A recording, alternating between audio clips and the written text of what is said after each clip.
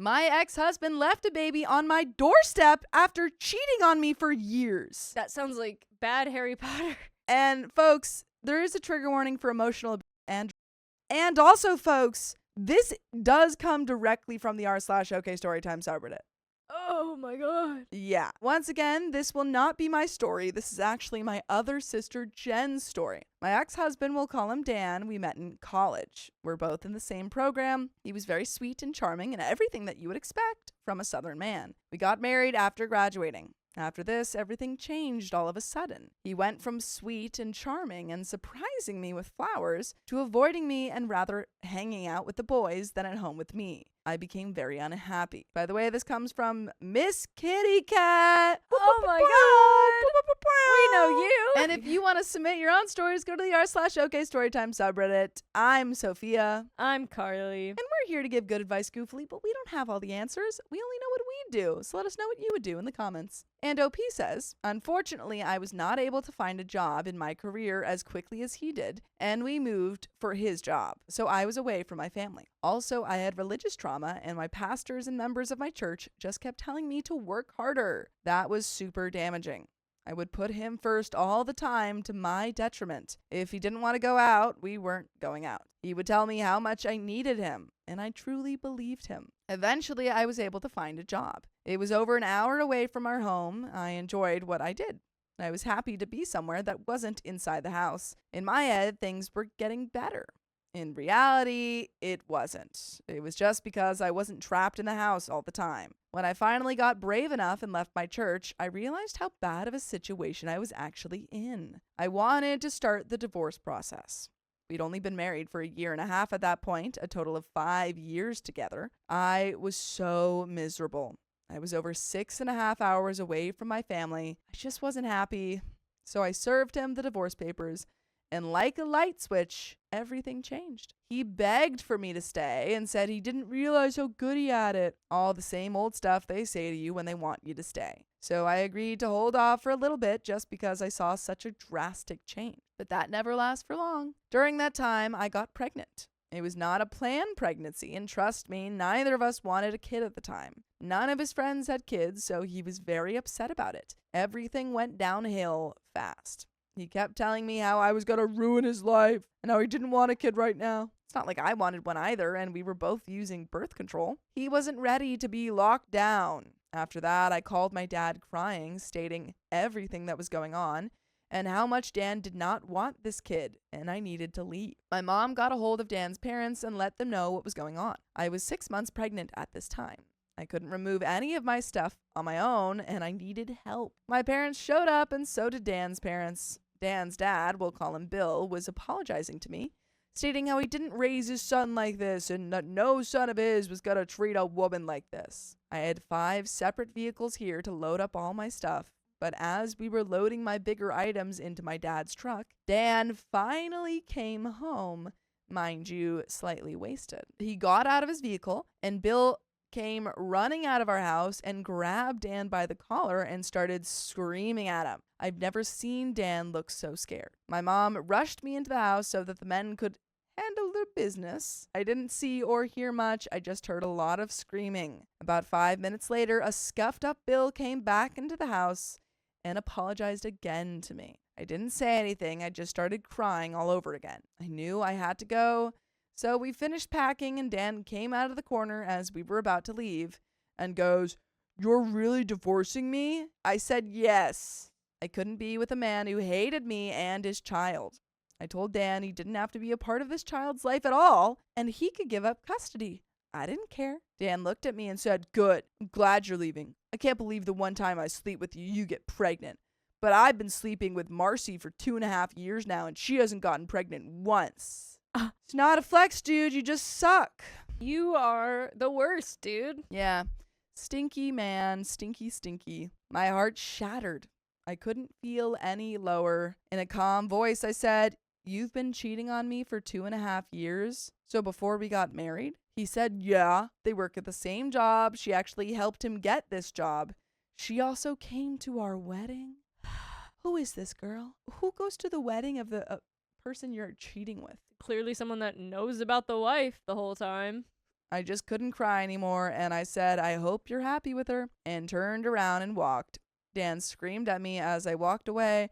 No one's gonna want a single mom now. You've ruined your own life. Well, it'll be better than being with you, Yeah, anything's better than this guy. Bill came out of nowhere and punched Dan straight in the mouth. Is this Dan's dad? I think This so. is Dan's dad. Go Bill. Sure. They started wrestling in the front yard. My mom got me into my vehicle and she said, you don't need to be here for this, and started driving me away. But then it hit me all at once that he said that he's been cheating on me for 2.5 years.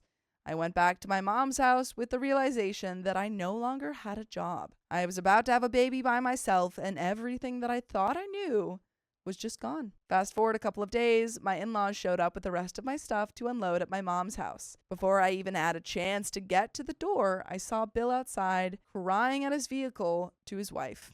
Seeing him cry made me cry, and I walked outside. I have no idea what he tried to say to me. It was just sobs and tears. I could understand in between the sobs some of the words saying, I'm so sorry.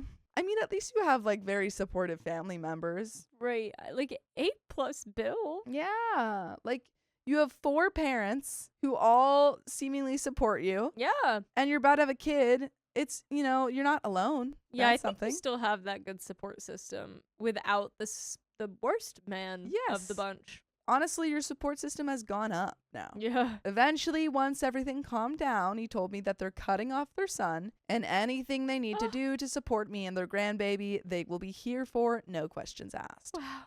That is not a son to them. I was super grateful for their support. I've always had a good relationship with them, but I never thought they would choose me over their own biological son. Bill is a blue-collar working man who worked in construction. Seeing a big burly man break down in tears really pulls on your heartstrings. And let's fast forward 3 years now. I'm happily divorced. My now boyfriend at the time was raising our little girl. I wasn't looking for anybody, but my buddy Matt just kind of fell into my life perfectly. He was working at one of the jobs that I would come into for rotation. I told him I wasn't looking for anything. I just got out of a nasty divorce and I have huge trust issues. He was incredibly helpful. Actually, funny enough, we lived in the same apartment complex. We didn't even know it until one day I was going on a run and he happened to be walking outside of his building. The rest became history. I informed him of the complicated and loving relationship I had with my in-laws. He accepted all that. He loves my daughter just like his own, and he's been in her life since she was 7 months old. She calls him Dad. This is great. What a lovely update. Sometimes you get rid of a trash man and get wonderful man. Just like A+ in-laws, Upgrades. A+ Matt, A+ family. Wins across the upgrades board. fully. Unfortunately, Matt was in a really bad accident. No, when he was in the military. So he has one prosthetic leg and is not able to have children. At least he's still alive. I got really scared. I was very worried. So he is over the moon to have this little girl in his Oh, life. yeah, Matt. Eventually, we moved in together. One day, I got a ring at home. By the time I got up and went to the door, I didn't see anybody. I was confused about what was happening. I opened my door and saw a literal baby on my front porch. I was so confused. I picked up the baby. She was in a very nasty car seat. And the note just said, I know you'll take care of her. I'm glad you opened the door, because if I looked out my peephole and saw Yeah. nobody, I'd think someone was hiding and I would not open the door. Yeah. I called my sister who's in law enforcement and explained that there was a random baby at my door. I don't know who it is. The baby clearly needed a bath and needed food, and luckily I had some extra formula just in case of an emergency in my cupboards. My sister informed me to call the police to let them know what was going on. When my sister showed up, she was in her squad vehicle and she was on her way home. Out of nowhere, my ex-husband shows up. He screamed from across the lot at us saying, "You called the effing police? A random baby showed up on her door." Right, you didn't sign the note with who He it didn't was say, from. "Hey, it's me, your ex. This Hey, is it's my me, baby. Scummy Dan. Scummy Dan. Here's my baby. Good luck." She could get arrested if she didn't call the police. You could have pulled kidnapping on her or something. Kat says back to Dan, "What do you know about this and what is this all about?" Turns out that this little 18-week-old baby is Dan and Marcy's. I guess Dan really doesn't want children, and he thought since I already had one child that I could take care of a second one. Not how that works, buddy. Nope. Dan looked absolutely terrible. Very skinny, very erratic. Apparently, he and Marcy have been doing substances for quite some time now. Marcy ended up, ODing about a month after giving birth to her baby. So you know that baby is going to have some issues in terms of, she was probably pregnant and doing substances. Dan was taking care of it, and he figured he couldn't do it anymore. He refuses to get in contact with his own parents, so he figured if he just dropped off the baby at my front door, that I would just handle it. The cops for my county ended up showing up, and I was just so confused. I asked him, what if I wasn't home? He said, oh no, I've been here for a couple of days now, and I've been watching to make sure you've been home. I parked my vehicle in my garage, and so does my fiance. So Dan found my address from his aunt. He said that he needed to give me child support check, but the thing is, he terminated his rights to our daughter when she was born. So he's been stalking outside my house for a few days. When he saw me coming out to get the mail, he figured this would be the best time. I contacted his parents and let them know that they have another granddaughter. They were heartbroken and so excited, all at the same time. I know Dan got arrested for child neglect due to the way this baby looked. Again, she was very dirty and she looked like she hadn't had a good meal in a while. He also looked like he was high on substances. After everything calmed down, my fiance was so shocked with everything that was going on. He's never seen the real crazy up in person. My ex-in-laws were trying to get custody of the little girl, but due to some of their health concerns, they didn't know if they were actually able to take her. Eventually, Matt asked me if we should adopt our little girl's sister. I looked at him with big eyes. I wasn't even considering that. Matt seems like such a great guy. I also was figuring the in-laws would adopt her, but seems like they can't. Matt went and talked to Bill about everything that was going on and asked if he thought it'd be a good idea if we took on the little girl. Dan was going to terminate his rights as soon as he got out of jail and got everything squared away. Obviously, the mother was no longer in the picture. She also did not have parents. She was an only child. And Dan said he would have no idea even who to look for to see if they would also take the child. That was a lot for me to think about. I already have this amazing 3-year-old. Taking on another baby who probably has a lot of health issues and maybe addiction. Definitely some health stuff, probably. I wasn't quite sure about that. Matt said the decision was up to me, but if I decided I would like to take on the baby girl, he would be more than happy to be there with me. It took me some time to really think about everything. I don't know, can we do foster to adopt? Getting approved to be a foster, though, would take too much time, probably. Then adopting her? I mean, I don't know how for sure it would work. Dan was going to end up terminating the rights to his child and agreeing to leave her in foster care. I've heard all the terrible stories about the foster care system, and I really did not want what happened to other children to happen to her. If they knew the mother's name, I would think the police might be able to try to track down other family members related to mom. Yeah, that's true. I'm not sure how great that'll go from the sounds of her and her relationships, yeah. But you definitely wouldn't see this baby again. Yeah. The social worker told Bill that they were unlikely to get the child, but they could foster her until they could find her a home. Bill has a lot of back problems, and so he no longer works, but his wife Joanne still does. So he'd have a hard time picking up the baby or bending over to get her. But at this point, this would be the only family she would have. It did take me some time, but eventually I did agree that I would like to adopt her. Wow. Wow. Angel move. You did not have to do that at all, but truly, what a angel move of you. Angel move to Matt being the one to suggest angel move. Yeah. Matt has no relation to either of these kids and yet has stepped up far more than I want both.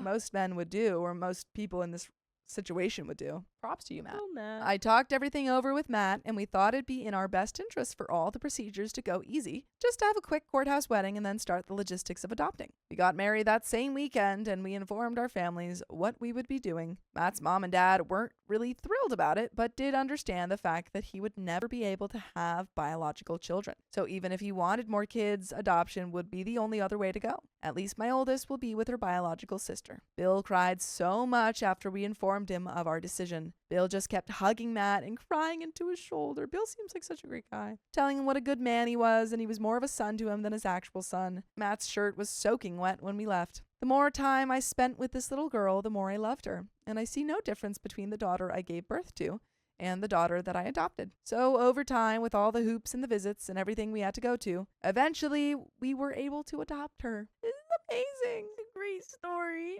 Matt is thrilled to be a girl dad. He's having the time of his life. My kids are now 6 and 3. Oh, yeah, they are. They now have a loving, messed up, blended family. This is so sweet. Luckily now we have a very good co-parenting grandparents relationship. We have Papa, which is my dad. We have Poppy, my mom's husband. We have Pappy, which is Bill. And we have Grandpa, which is Matt's dad. Love that. Then we have Meemaw, who is my mom. We have Mimi, who is my dad's wife. Then we have Nana, who is Bill's wife, Joanne.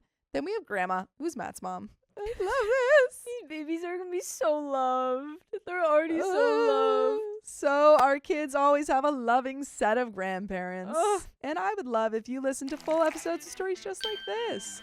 Just go to Spotify, Apple Podcasts, or iHeartRadio and search up OK Storytime. There is a little bit left to this story. Any final thoughts? No though? notes, no thoughts. Just love and happiness. Me, just joy. Pure joy. Just joy, man. Lovely story. Ugh. 10 out of 10, Miss Kitty Cat. That was great. Really, truly awesome. I'm happy. I found my boyfriend's secret Twitter account, so I dumped him. What were you hiding? Secret Twitter. Yeah. And we have a trigger warning for verbal. I, 21 female, have been dating my boyfriend, 25 male, for about a year. A couple of weeks ago, I glanced over at his phone and saw that he was on a Twitter account that I didn't know about. When I was alone, I looked up the Twitter handle and started reading through his tweets. I saw several tweets to other users giving them advice to cheat on their partners, spicy related comments about some girl's kitty, the spicy kind, and some more degrading comments. Ew. By the way, this comes from Throwaway Secret Twitter, and if you want to submit your own stories, go to the r/OKStorytime subreddit. I'm Carly. I'm Sophia. And we're here to give good advice goofily, but we don't have all the answers. We only know what we would do, so let us know what you would do in the comments. And OP says, reading through the comments made me feel sick to my stomach. I feel disappointed and stupid because how he presented himself to me is not at all like the person who made those comments. I'm currently living with my parents, and my boyfriend and I have talked about moving in together. My parents' household is very toxic, and I feel desperate to move out. He also doesn't hesitate to take care of some of my finances, as I am disabled and can't work currently. I don't ask him for money, but he has offered to help out. We have had a rocky relationship from the start, but we both have strong feelings for each other, at least from what he's told me. I'm not sure how to bring up the secret Twitter and the posts he's made, or if I should say anything about it at all. Well, yeah, you should, You should. because this is very concerning that he's,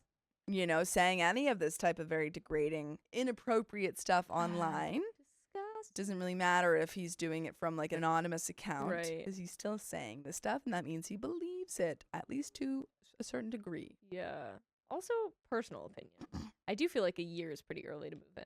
I know you're not in a good spot to stay there, and it's totally your call. But I would just be weary because clearly Certainly after don't a year, move in after this. right, you sometimes don't know a person after a year still. Proof be told.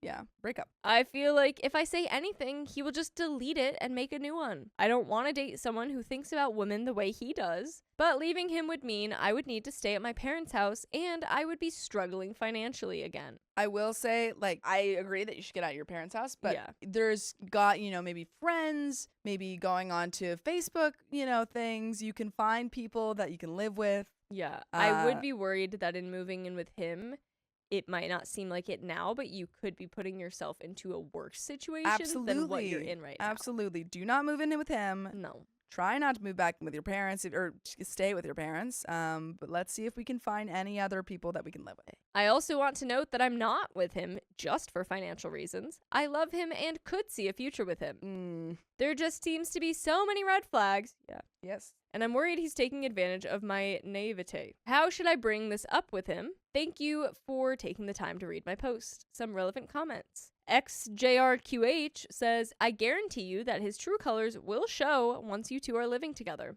And do you really want to be fully dependent on that person? OP says, that's my fear.